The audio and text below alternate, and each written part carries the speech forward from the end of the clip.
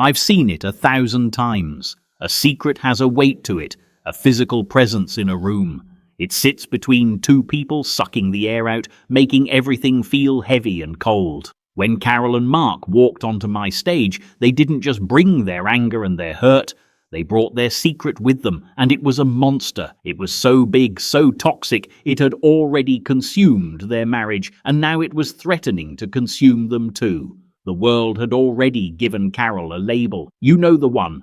Cheater, adulterer, homewrecker, and on the surface, the facts supported it. She had an affair, a long-term one, and she'd lied about it for years. But my job isn't to look at the labels. My job is to peel them off and see the person underneath, to understand the why behind the what. Because all behavior has a purpose. People don't do things in a vacuum. Her affair wasn't the start of the problem. It was the catastrophic screaming symptom of a sickness that had been festering in their family system for over a decade. Mark sat there coiled like a spring, his jaw so tight I thought it might crack. He was the victim, the betrayed. Every line on his face screamed injustice. He'd worked hard, provided a beautiful home, given her everything he thought a woman was supposed to want. And this was his reward. You could feel the righteousness coming off him in waves. He was ready for a fight. He wanted me to validate his pain, to condemn her, to look her in the eye and tell her she was a bad person who had thrown away a good life for a cheap thrill. And I understood his pain. Betrayal is a unique kind of wound. It doesn't just break your heart, it shatters your reality. It makes you question everything you thought you knew, not just about the other person, but about yourself. Who am I if the life I built was a lie?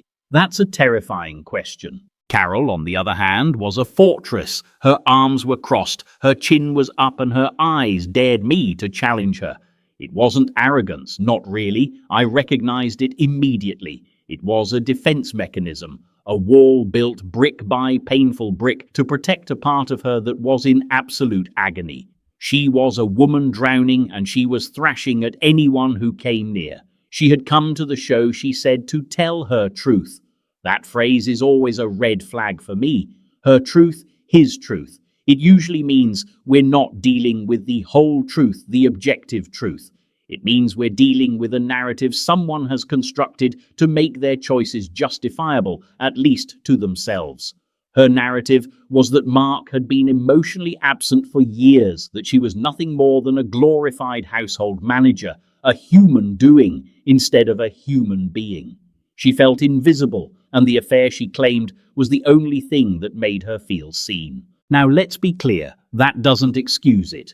There are 100 choices you can make when you feel invisible in a marriage. You can demand to be seen. You can go to counseling. You can renegotiate the terms of the relationship. You can make the difficult choice to leave. An affair is none of those things. An affair is a secret, a deception. It's a coward's way out because it allows you to stay in one reality while trying to get your needs met in another. And it's always destined to blow up.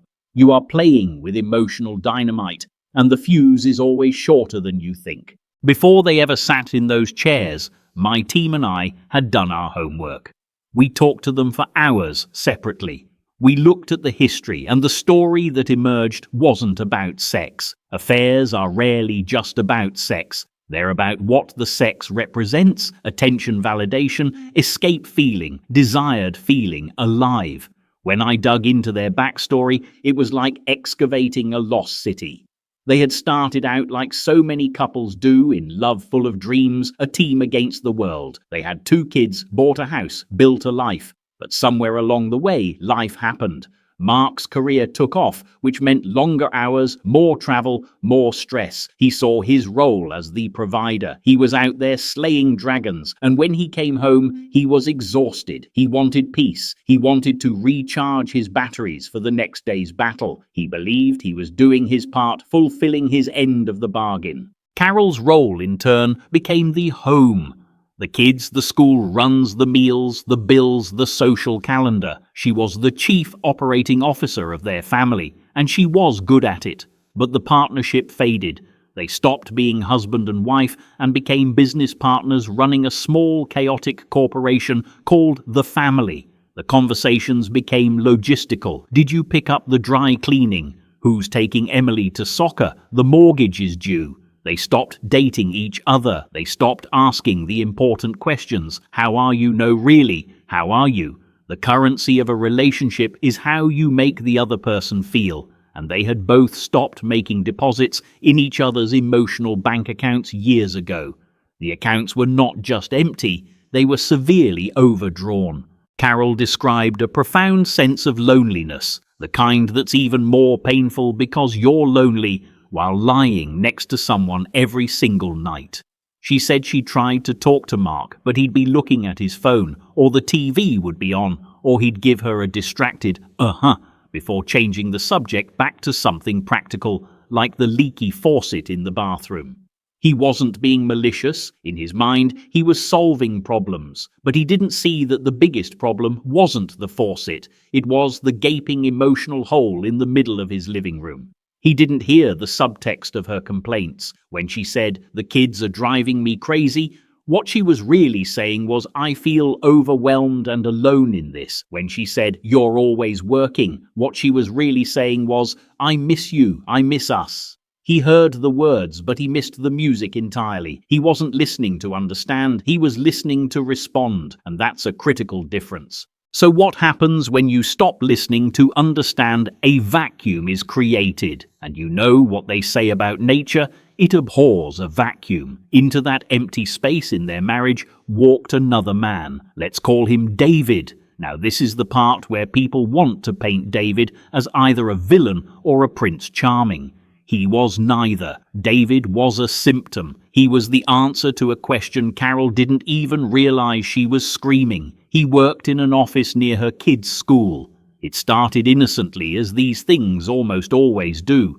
A casual conversation in a coffee shop line, a friendly wave. He asked her about her day, and he actually listened to the answer. He didn't try to fix it. He didn't look at his watch. He just listened. For a woman who felt invisible, being seen is a powerful, intoxicating drug. David wasn't trying to seduce her, not at first. He was just being present. He was giving her something she was starving for: focused, undivided attention. He remembered she liked her latte with oat milk. He asked about the book she was reading. Small things. But in a desert, a single drop of water feels like an oasis. Carol started engineering her day to have these little 5-minute interactions. She told herself it was nothing. It was just a friendship, a bright spot in an otherwise monotonous day. But secrets have their own gravity. The moment you decide not to mention something to your partner, the moment you consciously omit a detail, "I ran into that guy David again today," that's the moment the line is crossed. It's no longer innocent. You've created a private world, a space where your partner is not welcome, and you've begun to divert your emotional energy there. The more she talked to David, the more she had to lie to Mark. The lies started small. "I was late because of traffic. I was just catching up with an old friend." But each lie was another brick in the wall she was building between herself and her husband. And behind that wall, this friendship was morphing. The conversations got deeper. She told David things she hadn't told Mark in years. Her frustrations, her fears, her feeling of being lost. And he validated her. He said, "That sounds really hard. I don't know how you do it all." He made her feel competent, interesting, and most importantly desired, not just physically, but emotionally. He desired her company, her thoughts. At home, the contrast became stark and painful. The more alive she felt with David, the more dead she felt at home. The more seen she felt with him, the more invisible she felt with Mark. This is where the blame shifting really took hold. In order to live with her own choices, in order to quell the guilt that was gnawing at her, she had to subconsciously make Mark the villain. Every time he came home tired and disconnected, it wasn't just a man at the end of a long day anymore, it was a justification. "See, this is why I need David. Mark doesn't care. He doesn't even notice me." She started picking fights, criticizing him for little things, the way he loaded the dishwasher, the fact he forgot to take out the recycling. It was a classic case of projection. She hated herself for what she was doing, so she redirected that anger outward onto him. Mark was completely bewildered. He felt like he was walking through a minefield. The woman he loved had become hostile, critical, and distant. He thought it was stress. He thought it was about the kids or money. He kept trying to solve the surface-level problems, completely oblivious to the tectonic plates shifting beneath his feet. He'd suggest a vacation, and she'd accuse him of trying to buy her off. He'd offer to help with the kids, and she'd say it was too little, too late. He couldn't win, because he wasn't fighting the real enemy. He was fighting a ghost. He was shadowboxing with a secret he didn't even know existed. Their home, once a sanctuary, became a cold war zone filled with tension, resentment, and unspoken truths. The kids felt it too. Children are emotional barometers. They know when the pressure in the house has changed, even if they don't know why. The escalation reached its peak the way it so often does in this digital age, a text message. A simple, careless mistake. She'd left her phone on the kitchen counter, and a message from David popped up. It wasn't explicit, but it was intimate, something a friend would never say. Mark told me about that moment. He said it was like the floor just dropped out from under him. The whole world went silent for a second, and then it came crashing back in a roar of white noise. He wasn't just reading words on a screen, he was reading the obituary of his marriage, of the life he thought he had. The confrontation that followed was nothing short of explosive. All that confusion and hurt he'd been feeling for months finally had a name. It was betrayal. He screamed, he accused, he threw her phone against the wall. And Carol's reaction, born of panic and shame, was to double down on her narrative. She didn't just confess, she attacked. Yes, I did. And you want to know why? Because you haven't looked at me in 10 years, because I'm just your maid, your nanny, your scheduler. The truth, when it finally comes out in a toxic explosion, is rarely clean. It comes out covered in shrapnel, in blame, in justification. They weren't having a conversation, they were launching emotional grenades at each other. He was wounded and raging, she was exposed and defensive, and in the middle of that wreckage, they were completely stuck. They couldn't go back, and they had no idea how to go forward. That's when they called us. They had reached a point of catastrophic failure, and they were desperate for someone, anyone, to make sense of the chaos. When they sat across from me on the stage, the energy was thick enough to cut with a knife. You could feel the years of unspoken resentment, the fresh gaping wound of the betrayal. It wasn't just two people, it was two armed camps. Mark was vibrating with a self-righteous anger. He was the wronged party, and he wanted his day in court. He looked at me, his eyes pleading, tell her how much she destroyed. Carol was the exact opposite. She was radiating defiance. Her posture, her expression, it all said, go ahead, judge me. I don't care. You don't know my story. It's a classic standoff. He's leading with his pain, and she's leading with her justification. Nothing gets solved in that space. So you have to break the pattern.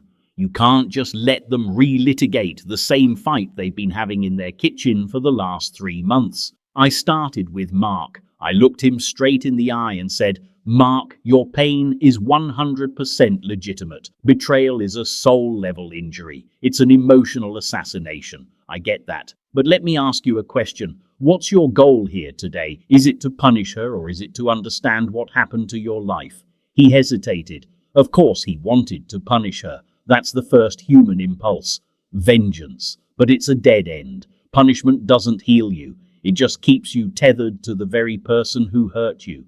I told him, if you spend the rest of your life defining yourself as the guy whose wife cheated on him, you are giving her and her affair the power to control your future from the grave of your marriage. Is that what you want?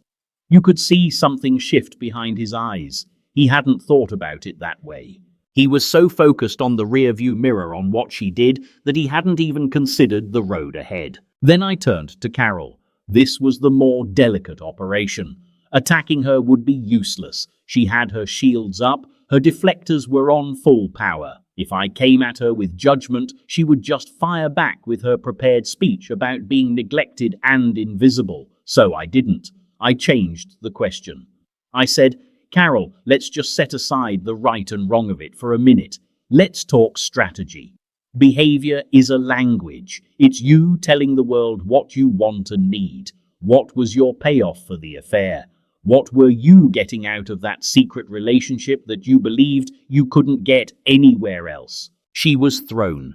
She was ready to talk about her feelings, her loneliness. She was not ready to talk about her payoff.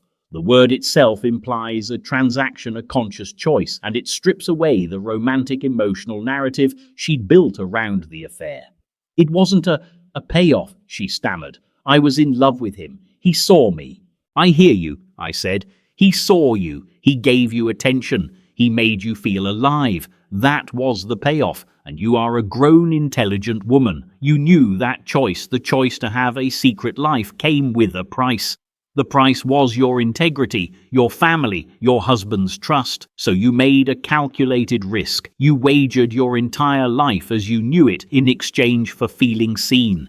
Is that an accurate statement? She didn't want to answer that, because when you frame it that way, it's no longer a sweeping love story. It's a cost-benefit analysis that went horribly wrong. She was stuck. She crossed her arms tighter. You're twisting it, she said, her voice rising. You weren't there. You don't know how dead I felt. Oh, I believe you, I told her, keeping my voice calm and steady. I absolutely believe you were in a tremendous amount of pain.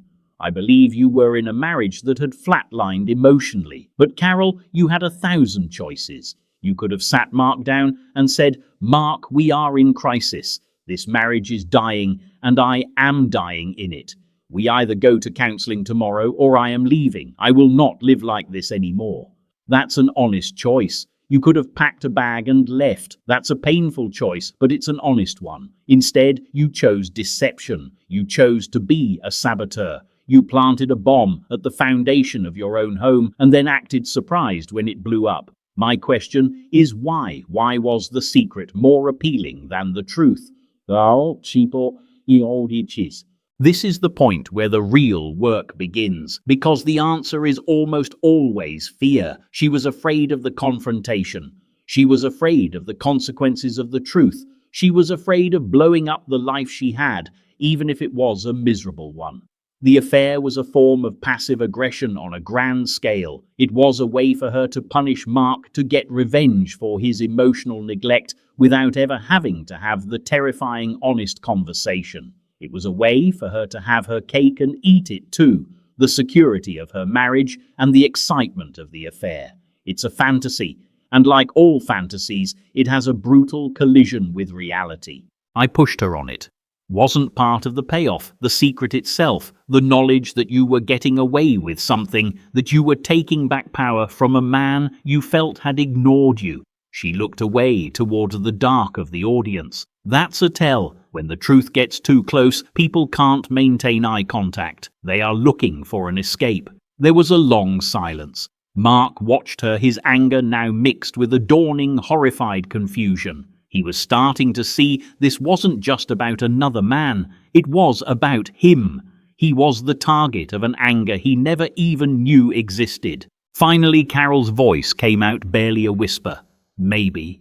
And that one word was the first crack in the fortress.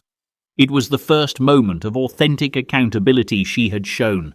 Maybe is a world away from "it was all your fault." Maybe is the beginning of introspection. I seized on it. Okay, let's work with maybe. Maybe you weren't just a victim of circumstance. Maybe you were an active participant who made a series of choices.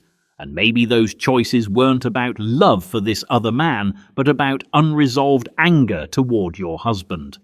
Is that a possibility we can explore? She nodded, a tiny, almost imperceptible movement. The tears started to well up in her eyes, but these weren't the defiant, angry tears from before. These were tears of a different kind, the kind that come when a painful truth starts to break through the surface. I turned back to Mark. He was still processing.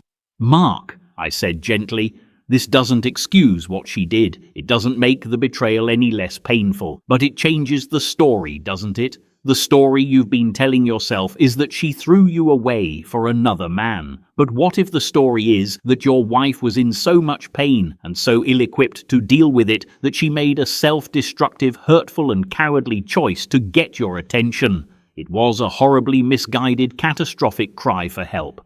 Does that land with you at all? He looked from me to her, this woman he thought he knew, now a stranger with a secret life. He shook his head. I don't get it, Phil. Why couldn't she just talk to me? I'm not a monster. If she had told me she was that unhappy, his voice cracked, I would have listened. I would have tried. And that was the tragic heart of the matter. I looked at Carol. Carol, you hear him. He's saying the door was open. Why didn't you believe you could walk through it? This was the core. This is what we had to get to. The affair was the symptom, the emotional neglect was the disease, but the root cause was something deeper. It was her own history. We had talked about this in the pre-interviews, and I knew this was the key. Carol, I said, tell me about your parents' marriage. When your mother was unhappy, what did she do? The change in her was immediate. It was like a cloud passed over her face. She looked down at her hands. She just got quiet, Carol said. She'd go days without really talking to my dad. She'd be in the house, but she'd be gone. She'd just endure it. She endured it, I repeated. She never confronted him. She never said, this isn't working for me, and we need to fix it. No, Carol whispered. That wasn't how she was raised. You didn't make waves, you just kept the peace. So the model you grew up with, I said, drawing the line for her, was that when a woman is unhappy in her marriage, she doesn't use her voice. She doesn't confront. She either suffers in silence or she finds a way to escape. You didn't suffer in silence, Carol. You found an escape. You were running a script that was handed to you when you were a little girl, a script that says your needs aren't important enough to fight for honestly. The dam broke. The sobs that came out of her weren't performative. They were ragged and raw, coming from a place of deep old pain. It was the grief of a woman who had not only betrayed her husband, but had betrayed herself. She had betrayed her own voice. She had repeated a pattern she swore she never would. She looked at Mark for the first time, without the defiance, without the anger, and through her tears, she said the two words he had needed to hear all along. I'm sorry. It wasn't I'm sorry, but it wasn't I'm sorry you feel that way. It was a simple, profound I'm sorry. I was wrong. I was so wrong. That was the breakthrough. It's that moment when the narrative shatters. The story she had carefully constructed, the one where she was the lonely victim and Mark was the neglectful villain and David was the romantic hero, it just evaporated under the bright lights of the truth. And what was left was messy and painful, but it was real. What was left was a woman who had learned a dysfunctional way to cope with pain, and a man who had been so focused on providing that he had forgotten to participate in his own marriage. The rest of our time on stage wasn't about the affair anymore. The affair was just the bomb that blew open the door to the real problems. We started talking about the patterns, about his pattern of retreating into work as a way to avoid emotional intimacy, about her pattern of using passive aggression instead of direct communication. We were no longer talking about a cheater and a victim. We were talking about two flawed human beings who had co-created a dysfunctional system that ultimately failed them both. Mark had to look at his role in the emotional starvation of his marriage. He had to own the fact that he had checked out, that he had prioritized his role as a provider over his role as a partner. It wasn't an excuse for her actions, but it was a critical part of the context. You can't fix a problem if you only look at half of the equation. The outcome of a situation like this is never a neat, tidy bow. You don't hug it out on stage and live happily ever after. The damage was too severe. The trust wasn't just broken, it was pulverized. Rebuilding it wouldn't be a matter of weeks or months. It would be a daily conscious choice, and it would be the hardest work of their lives. I was very clear with both of them about what the future would look like if they chose to try. For Mark, It meant he would have to make the choice to forgive not just once, but possibly every day for a very long time. It meant that every time his mind replayed the scene of finding that text message, every time a wave of insecurity or anger washed over him, he would have to choose not to use it as a weapon. Forgiveness isn't forgetting.